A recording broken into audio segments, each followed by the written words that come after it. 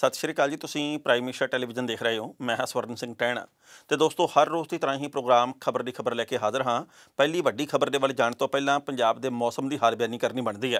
पंजाब दे विच एकदम लोहड़ियां की ठंड पैनी शुरू हो गई है। लंघे ऐतवार जिस तरीके दे नाल पंजाब दे विच ठंड पई है, मौसम विभाग ने यह गल कही है कि उस ठंड की आस असी जनवरी महीने दे विच करदे सी, पर यह सवा महीना जिस तरीके नाल पहलां पै गई है तो ये करके जापदा कि ऐतकी ठंड बेहद पऊगी। दूजी वड्डी गल यह है कि इस वक्त पहाड़ी खेत्रों के विच बर्फ बहुत पै रही है, जिहदे करके मैदानी खेत्र लगातार प्रभावित हो रहे हैं। पंजाब दे विच जलंधर शहर सब तो वध ठंडा जिहड़ा वो दस्सिया जा रहा। इस तो इलावा आदमपुर दे विच हर वारी आम नालों वध ठंड पैंदी है, अमृतसर दे विच भी ठंड पैंदी है। पर मौसम विभाग ने यह भी गल कही है कि आउंदे 24 घंटिਆਂ ਦੇ ਵਿੱਚ पंजाब दे विच बदलवाई की संभावना तो हैगी है, पर मींह कणी की किते संभावना है नहीं। पर हाँ, 3 दिनों बाद पंजाब के कुछ एक हिस्सों के विच मींह जरूर पै सकता है, तो ये पैंदा जां नहीं पैंदा ये वक्त दसूगा। पर इस वक्त पंजाब दे विच दिन दे वेले जिहड़ी वो धुप्प निकलती है कई हिस्सों के विच, अज जिवें जलंधर दे विच नहीं निकली, तो उस तो बाद मौसम विभाग ने यह गल कही है कि बदलवाई होने के करके ठंड होर वधनी है, तो रात के वेले जिहड़ा वो पारा होर लुढ़कना, तो रातां होर ठंडियां हो जाणियां। हुण जे पहली वड्डी खबर दे वल जाण तो पहलां भारत दे विच ते खास करके पंजाब दे विच कोरोना की मार की गल कीती जावे तां जलंधर दे विच लंघे कल 171 नवे कोरोना पॉजिटिव केस आए आ। ये अंकड़ा कोई छोटा नहीं है, ये अंकड़ा अपने आप दे विच बहुत वड्डा। माणयोग सुप्रीम कोर्ट दे वल्लों वख-वख सूबिਆਂ ਦੀਆਂ ਸਰਕਾਰਾਂ ਨੂੰ कोरोना मामले के उत्ते स्टेटस रिपोर्ट आ जिहड़ी ਉਹ दर्ज करवाउण दे लई कहा गया भी सानूं स्टेटस रिपोर्ट आ जिहड़ी ਉਹ सौंपो, ਅਸੀਂ इस मुतलक पड़ताल करनी चाहुंदे आ कि तुसीं आपो अपने सूबे दे विच हुण तक कोरोना महामारी तो बचाव दे लई कीता की है। सुप्रीम कोर्ट दे वल्लों 2 दिन पहलां भी ते अज भी दिल्ली की सरकार नूं झाड़ पाई गई है कि कोरोना एकदम इन्ना फैल रहा, पर तुहाडे वल्लों वेले सिर प्रबंध क्यों नहीं कीते जा रहे। दिल्ली की सरकार ने एक गल कही है कि असीं केंद्र के सहयोग के नाल लोकां दी जिंदगी नूं सुरक्षित करने लई बड़ा काम कर रहे हैं, पर भारत के कई हिस्सों के विच तीजी ते कई हिस्सों के विच दूजी लहर कोरोना की आ रही है। ये एक वक्री गल है कि कुछ थावां दे उत्ते सोशल मीडिया के उत्ते इस गल की भी चर्चा चल रही है कि पंजाब के किसानां ने तो 26 तरीक नूं दिल्ली दे विच पहुंचना, पर दिल्ली दे विच कोरोना पहले ही पहुंच गया, तो ये पिछे कोई गुझा कारण तो नहीं। बाकी वक्त दसो की बनता, पर कोरोना महामारी तो बचाव दे विच बचाव अपनी ते अपनिਆਂ दी जिंदगी का ख्याल जरूर रखना चाहिए। जिहड़ी पहली वड्डी खबर है वो अज रेल गड्डियां दे चलण नाल संबंधित है, क्योंकि लंघे कल जिस तरीके दे नाल लगभग 2 महीने के वक्फे तो बाद पंजाब दे विच माल गड्डियां चलियां, उस तो बाद वपारियां नूं भी सरकार नूं भी ते रेल विभाग नूं भी सुख दा साह आया। सूबे की सरकार नूं भी वैसे तां सुख दा साह आया। पंजाब के मुख्य मंत्री कैप्टन अमरिंदर सिंह ने पिछले दिनी चंडीगढ़ के किसान भवन के विच किसान जथेबंदियों के आगुआं नाल मीटिंग की सी। ये गल कही सी जी कि माल गड्डियां ते मुसाफर गड्डियां चलण की आग्या दिओ, पर उस तो बाद किसानां ने यह गल कही सी कि तुहाडे कहण दे उत्ते असीं 10 दसंबर तक रेल गड्डियां आउण की आग्या दिंदे हां पंजाब दे विच, पर जेकर 10 तरीक तक साडे मसलिਆਂ का हल ना निकलिया तो 10 दसंबर तो बाद एक बार फिर असीं रेल दीआं पटड़ियां दे उत्ते बैठ जाना ते फिर असीं उठना नहीं है। कहण दा भाव यह है कि पंजाब के मुख्य मंत्री दे कोले 10 दसंबर तक का समा, वो इन्ने समय दे विच केंद्र की सरकार नूं भावें प्रधानमंत्री साहब नूं भावें गृह मंत्री साहब नूं मनाउंदे आ, किवें पंजाब के मसलिਆਂ के प्रति जाणू करवाउंदे आ, किवें किसानां दीआं हक्की मंगां नूं उत्थे वाजिब करार दिंदे आ, ये वक्त दसूगा। पर कैप्टन साहब लेट लतीफी के शिकार जरूर हो गए। उन्हां नूं पहिलां चाहीदा सी कि केंद्र दे नाल राबता कायम किया जांदा, वो चिट्ठियां पाउण दे विच मसरूफ रहे, पर निजी तौर के उत्ते जाके मिले नहीं, जिहदे करके किसान भाईचारे के एक हिस्से दे विच इस गल का हरक भी है।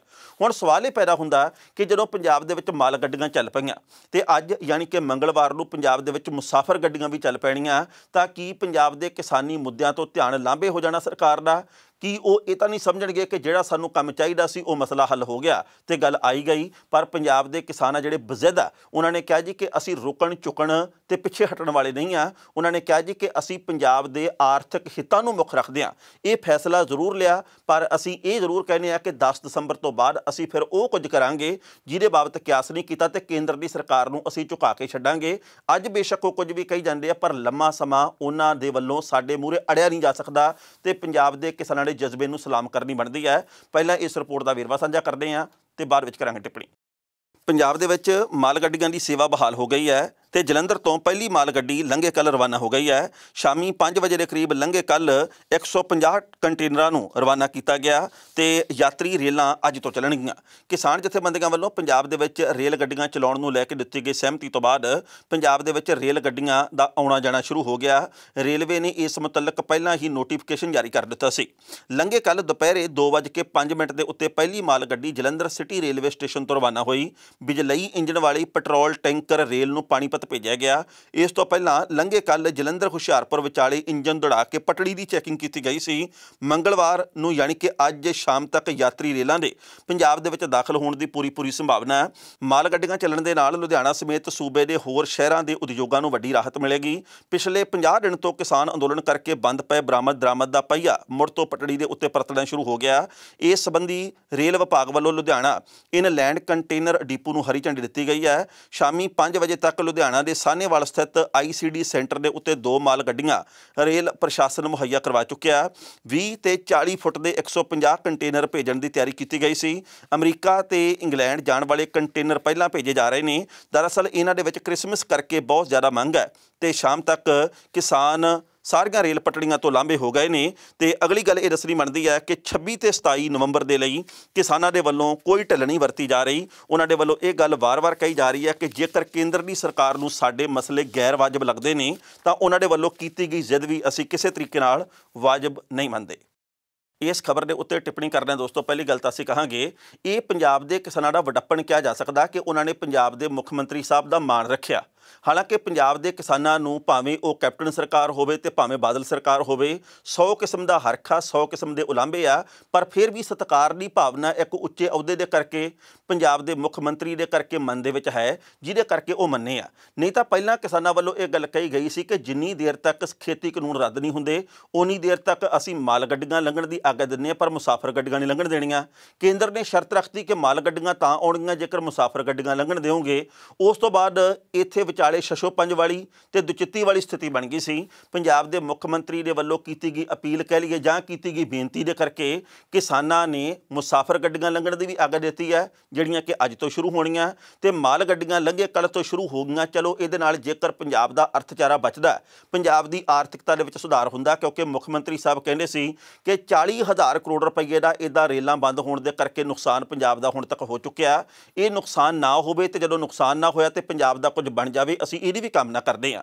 ਪਰ ਕਈ ਥਾਵਾਂ ਦੇ ਵਿੱਚੋਂ ਇਹੋ ਜਿਹੀਆਂ ਖਬਰਾਂ ਆ ਰਹੀਆਂ ਜਿਹੜੀਆਂ ਕਿ ਕਿਸਾਨ ਭਾਈਚਾਰੇ ਦੇ ਮਨ ਦੇ ਉੱਤੇ ਸੱਟ ਮਾਰਦੀਆਂ। ਅੱਜ ਬਹੁਤ ਵੱਡੀ ਖਬਰ ਹੈ ਜਿਹੜੀ ਉਹ ਮਾਨਸੇ ਦੇ ਟੋਲ ਪਲਾਜ਼ੇ ਤੋਂ ਆਈ ਹੈ। ਇੱਥੇ ਪ੍ਰਧਾਨ ਮੰਤਰੀ ਨਰਿੰਦਰ ਮੋਦੀ ਦੀ ਤਸਵੀਰ ਦੇ ਉੱਤੇ ਕਿਸਾਨਾਂ ਦੇ ਇੱਕ ਹਿੱਸੇ ਦੇ ਵੱਲੋਂ ਜੁੱਤੀਆਂ ਦਾ ਹਾਰ ਪਾਇਆ ਗਿਆ। ਉਸ ਤੋਂ ਬਾਅਦ ਇੱਥੇ ਫੌਜੀ ਵੀਰਾਂ ਦਾ ਇੱਕ ਟਰੱਕ ਲੰਘਿਆ, ਉਹਨਾਂ ਫੌਜੀਆਂ ਦੇ ਵੱਲੋਂ ਉਸ ਹਾਰ ਨੂੰ ਲਾਹ ਦਿੱਤਾ ਗਿਆ। ਜਦੋਂ ਕਿਸਾਨਾਂ ਨੇ ਇਹ ਗੱਲ ਕਹੀ ਕਿ ਤੁਸੀਂ ਸਰਹੱਦਾਂ ਦੇ ਉੱਤੇ ਦੇਸ਼ ਦੀ ਰਾਖੀ ਕਰਨ ਵਾਲੇ ਹੋ, ਅਸੀਂ ਆਪਣੀ ਥਾਂ ਦੇ ਉੱਤੇ ਦੇਸ਼ ਦੀ ਰਾਖੀ ਕਰਦੇ ਕਿਉਂਕਿ ਸਾਡੇ ਵੱਲੋਂ ਖੇਤਾਂ ਦੇ ਵਿੱਚ ਕੀਤੇ ਗਏ ਕੰਮ ਦੇ ਕਰਕੇ ਦੇਸ਼ ਦਾ ਢਿੱਡ ਭਰਦਾ। ਤੁਸੀਂ ਆਪਣੀ ਥਾਂ ਦੇ ਉੱਤੇ ਲੜਾਈ ਲੜਦੇ ਹੋ, ਅਸੀਂ ਆਪਣੇ ਹੱਕਾਂ ਦੇ ਲਈ ਇਸ ਵਕਤ ਲੜਾਈ ਲੜ ਰਹੇ ਹਾਂ, ਤਾਂ ਤੁਸੀਂ ਪ੍ਰਧਾਨ ਮੰਤਰੀ ਨਰਿੰਦਰ ਮੋਦੀ ਦੇ ਪ੍ਰਤੀ ਇੰਨਾ ਹੇਜ ਕਿਉਂ ਦਿਖਾਉਂਦੇ ਆ? ਤੁਹਾਡੇ ਮਨ ਦੇ ਵਿੱਚ ਇੰਨਾ ਕਿਉਂ ਮੋਹ ਜਾਗ ਰਿਹਾ ਕਿ ਅਸੀਂ ਮੂਰਖ ਹਾਂ, ਕਿ ਅਸੀਂ ਗਲਤ ਹਾਂ? ਇਸ ਗੱਲ ਦੇ ਉੱਤੇ ਫੌਜੀਆਂ ਦੇ ਨਾਲ ਕਾਫੀ ਤਕਰਾਰਬਾਜ਼ੀ ਕਿਸਾਨਾਂ ਦੀ ਹੋਈ ਹੈ। ਉਸ ਤੋਂ ਬਾਅਦ ਕਿਸਾਨਾਂ ਦਾ ਇੱਕ ਹਿੱਸਾ ਜਿਹੜਾ ਉਹ ਫੌਜੀਆਂ ਦੇ ਟਰੱਕਾਂ ਦੇ ਮੂਹਰੇ ਪੈ ਗਿਆ। ਬਾਅਦ ਦੇ ਵਿੱਚ ਫੌਜੀਆਂ ਦੇ ਵੱਲੋਂ ਮਾਫੀ ਵੀ ਮੰਗੀ ਗਈ ਹੈ ਕਿ ਸਾਡੀ ਗਲਤੀ ਕੋਈ ਨਹੀਂ ਤੇ ਜੇਕਰ ਤੁਹਾਨੂੰ ਗਲਤ ਲੱਗਿਆ ਤਾਂ ਫਿਰ ਅਸੀਂ ਇਸ ਗੱਲ ਦੇ ਉੱਤੇ ਮਾਫੀ ਵੀ ਮੰਗਦੇ ਹਾਂ। ਪਰ ਕਿਸਾਨਾਂ ਨੇ ਇਹ ਵੀ ਗੱਲ ਜ਼ੋਰ ਦੇ ਕੇ ਕਹੀ ਹੈ ਕਿ ਤੁਸੀਂ ਸਾਨੂੰ ਧਮਕੀ ਕਿਹੜੀ ਗੱਲੋਂ ਦਿੱਤੀ ਹੈ, ਤੁਸੀਂ ਸਾਡੇ ਗੋਲੀ ਮਾਰਨ ਦੀ ਗੱਲ ਕਿਉਂ ਕਹੀ ਹੈ? ਕਿਉਂਕਿ ਕਿਸਾਨਾਂ ਨੇ ਇਹ ਦੋਸ਼ ਲਾਇਆ ਕਿ ਫੌਜੀਆਂ ਨੇ ਇਹ ਗੱਲ ਆਖੀ ਹੈ ਕਿ ਜੇਕਰ ਤੁਸੀਂ ਟਿਕ ਕੇ ਇੱਕ ਪਾਸੇ ਨਹੀਂ ਹੁੰਦੇ, ਜੇਕਰ ਤੁਸੀਂ ਸੜਕ ਤੋਂ ਪਰੇ ਨਹੀਂ ਹੁੰਦੇ, ਜੇਕਰ ਤੁਸੀਂ ਟਰੱਕ ਦੇ ਮੂਹਰੇ ਲੰਮੇ ਪਏ ਰਹੇ, ਅਸੀਂ ਤੁਹਾਡੇ ਗੋਲੀ ਮਾਰ ਦੇਣੀ ਆ। ਇਸ ਗੱਲ ਦੇ ਉੱਤੇ ਬਹੁਤ ਵੱਡਾ ਮੁੱਦਾ ਬਣਿਆ। ਵੱਖ-ਵੱਖ ਸੋਸ਼ਲ ਮੀਡੀਆ ਦੇ ਚੈਨਲਾਂ ਦੇ ਵੱਲੋਂ ਇਸ ਮੁੱਦੇ ਨੂੰ ਚੁੱਕਿਆ ਗਿਆ ਤੇ ਆਪਣੇ ਆਪ ਦੇ ਵਿੱਚ ਸੱਚੀ ਮੁੱਚੀ ਫੌਜੀ ਵੀਰਾਂ ਦੇ ਵੱਲੋਂ ਇਹ ਗਲਤ ਗੱਲ ਕੀਤੀ ਗਈ ਹੈ।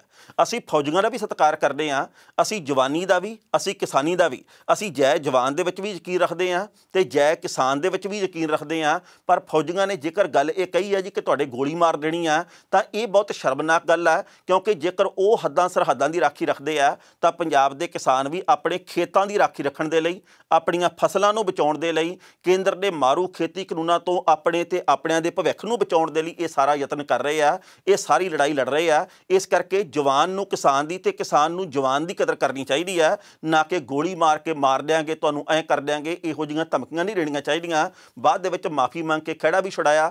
ਮਾਫੀ ਤੋਂ ਵੱਡਾ ਸੰਕਲਪ ਵੀ ਕੋਈ ਨਹੀਂ, ਉਹਨਾਂ ਨੇ ਮੰਗ ਲਈ ਆ, ਧੰਨਵਾਦ ਉਹਨਾਂ ਦਾ ਅਸੀਂ ਫਿਰ ਵੀ ਕਰਦੇ ਹਾਂ। ਪਰ ਗੱਲ ਇਹ ਹੈ ਕਿ ਹੁਣ ਪੰਜਾਬ ਦੇ ਕਿਸਾਨ ਆ ਜਿਹੜੇ ਉਹ ਕਿਹੜੇ ਪਾਸੇ ਨੂੰ ਆਪਣਾ ਸੰਘਰਸ਼ ਲੈ ਕੇ ਜਾਣਗੇ।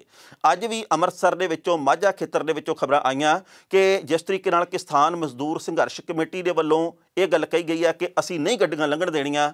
ਉਸ ਤੋਂ ਬਾਅਦ ਅੰਮ੍ਰਿਤਸਰ ਦੇ ਡਿਪਟੀ ਕਮਿਸ਼ਨਰ ਦੇ ਵੱਲੋਂ ਵੱਖ-ਵੱਖ ਕਿਸਾਨ ਆਗੂਆਂ ਨਾਲ ਮੀਟਿੰਗ ਕੀਤੀ ਗਈ ਹੈ। ਇਸ ਥਾਂ ਦੇ ਉੱਤੇ ਹਾਲੇ ਵੀ ਪੇਚ ਫਸਿਆ ਹੋਇਆ, ਇਸ ਥਾਂ ਦੇ ਉੱਤੇ ਹਾਲੇ ਵੀ ਗੱਡੀਆਂ ਇੱਧਰ ਦੀ ਆਉਣਗੀਆਂ ਜਾਂ ਨਹੀਂ ਆਉਣਗੀਆਂ, ਵਾਰ-ਵਾਰ ਇਸ ਗੱਲ ਦੇ ਉੱਤੇ ਚਿੰਤਾ ਤੇ ਚਿੰਤਨ ਕੀਤਾ ਜਾ ਰਿਹਾ। ਸੋ ਕੁੱਲ ਮਿਲਾ ਕੇ ਗੱਲ ਇਹ ਕਹਿਣੀ ਬਣਦੀ ਹੈ ਕਿ ਪੰਜਾਬ ਦੇ ਕਿਸਾਨ ਆ ਜਿਹੜੇ ਉਹ ਬੜੇ ਦਰਿਆਦਿਲ ਨਿਕਲੇ ਆ।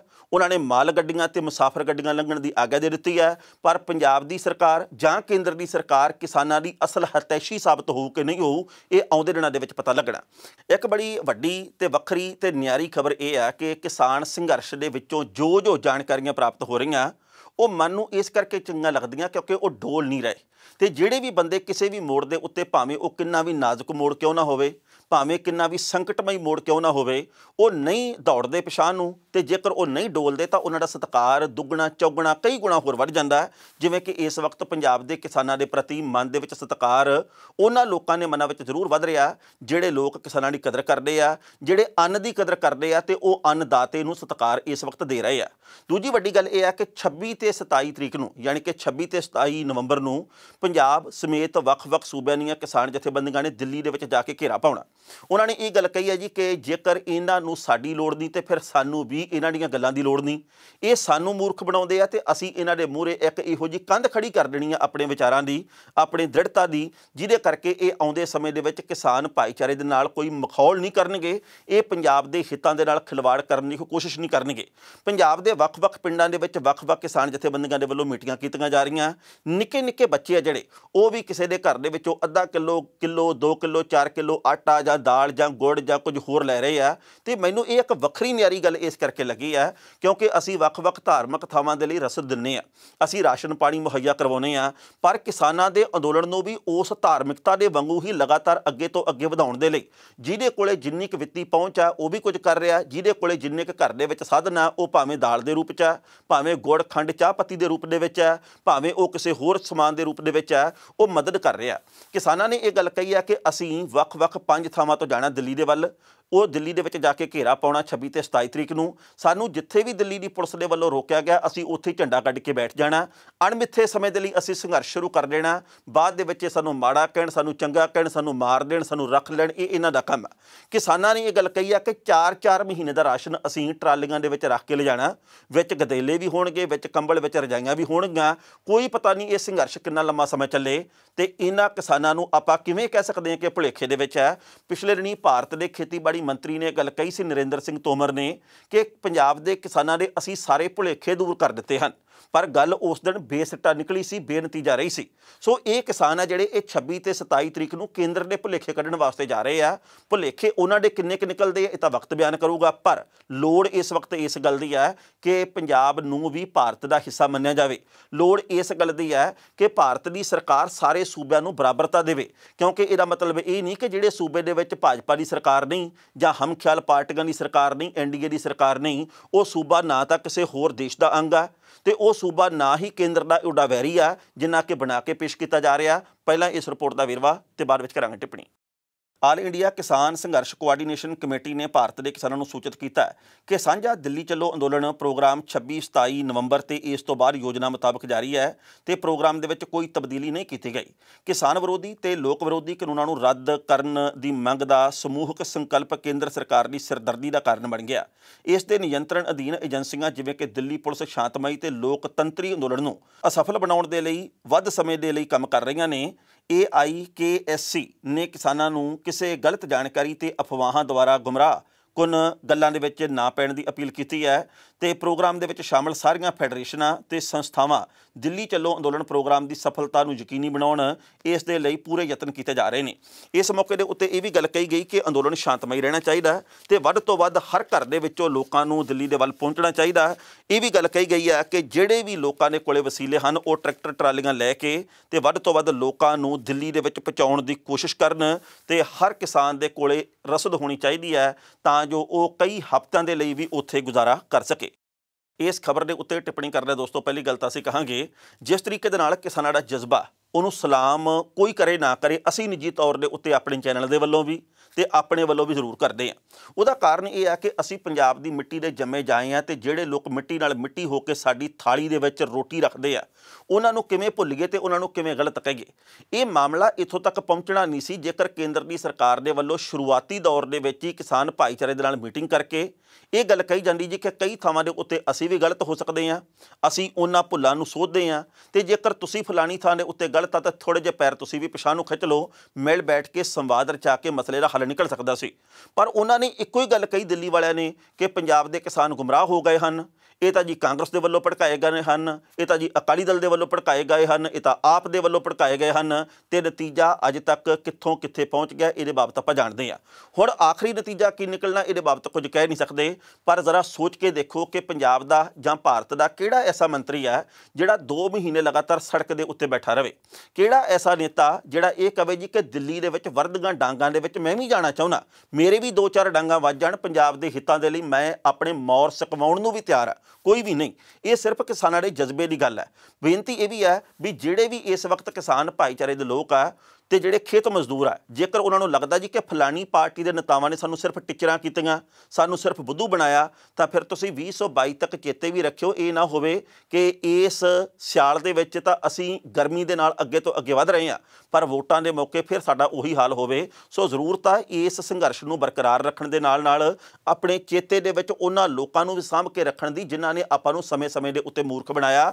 26 ਤੇ 27 ਤਰੀਕ ਨੂੰ ਕਿਹੋ ਜਿਹੇ ਰਿਜ਼ਲਟ ਆਉਂਦੇ, ਕਿਹੋ ਜਿਹੇ ਨਤੀਜੇ ਆਉਂਦੇ ਆ ਅਸੀਂ ਸਾਂਝੇ ਕਰਾਂਗੇ ਪਰ ਫਿਲਹਾਲ ਕਿਸਾਨਾਂ ਦੇ ਵੱਲੋਂ ਤਿਆਰੀਆਂ ਸਿਖਰ ਦੇ ਉੱਤੇ ਪਹੁੰਚਾਈਆਂ ਜਾ ਰਹੀਆਂ। ਬੀਜੇਪੀ ਦੇ ਕਈ ਨੇਤਾ ਪੰਜਾਬ ਨੂੰ ਵੀ ਹਰਿਆਣੇ ਦੇ ਵਾਂਗ ਫਤਿਹ ਕਰਨ ਦੇ ਚਾਹਵਾਨ ਆ।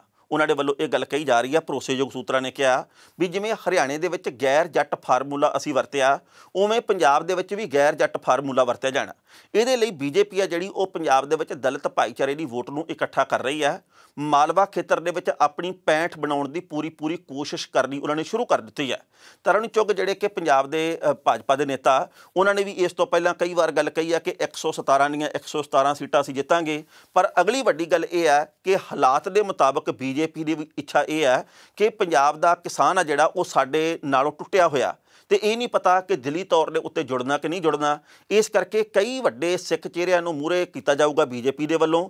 ਦਲਿਤ ਭਾਈਚਾਰੇ ਦੀ ਵੋਟ ਨੂੰ ਆਪਣੇ ਹੱਕ ਦੇ ਵਿੱਚ ਕਰਨ ਦੀ ਪੂਰੀ ਕੋਸ਼ਿਸ਼ ਕੀਤੀ ਜਾਣੀ ਹੈ। ਸ਼ਹਿਰੀ ਖੇਤਰ ਦੀ ਵੋਟ ਦੇ ਉੱਤੇ ਬੀਜੇਪੀ ਆਪਣਾ ਅਧਿਕਾਰ ਮੰਨਦੀ ਹੈ, ਉਹਨੂੰ ਹੋਰ ਨੇੜੇ ਕਰਨ ਦੇ ਲਈ ਹਰ ਹਰਬਾ ਵਰਤਿਆ ਜਾਣਾ। ਪਿਛਲੇ ਦਿਨੀ ਬੀਜੇਪੀ ਦੇ ਇੱਕ ਨੇਤਾ ਨੇ ਕਿਹਾ ਸੀ ਕਿ 23,000 ਦੇ ਕਰੀਬ ਪੰਜਾਬ ਦੇ ਵਿੱਚ ਪੋਲਿੰਗ ਬੂਥ ਹੁੰਦੇ ਆ, ਕੱਲੇ ਬੂਥ ਦੇ ਉੱਤੇ ਅਸੀਂ ਆਪਣੇ ਬੰਦੇ ਫਿੱਟ ਕਰਨੇ ਆ। ਵਕਤ ਦੱਸੂਗਾ ਕੀ ਨਤੀਜਾ ਨਿਕਲਦਾ। 2022 ਦੇ ਵਿੱਚ ਹਾਲੇ 1.25 ਸਾਲ ਦਾ ਸਮਾਂ ਪਿਆ ਕਿਉਂਕਿ ਵੋਟਾਂ ਦੇ ਵਿੱਚ ਕਾਫੀ ਸਮਾਂ ਪਿਆ, ਉਦੋਂ ਤੱਕ ਬਹੁਤ ਕੁਝ ਹੋਣਾ ਤੇ ਕਈ ਕੁਝ ਨਹੀਂ ਵੀ ਹੋਣਾ। ਪਰ ਪਹਿਲਾਂ ਇਸ ਰਿਪੋਰਟ ਦਾ ਵੇਰਵਾ ਤੇ ਬਾਅਦ ਵਿੱਚ ਕਰਾਂਗੇ ਟਿੱਪਣੀ।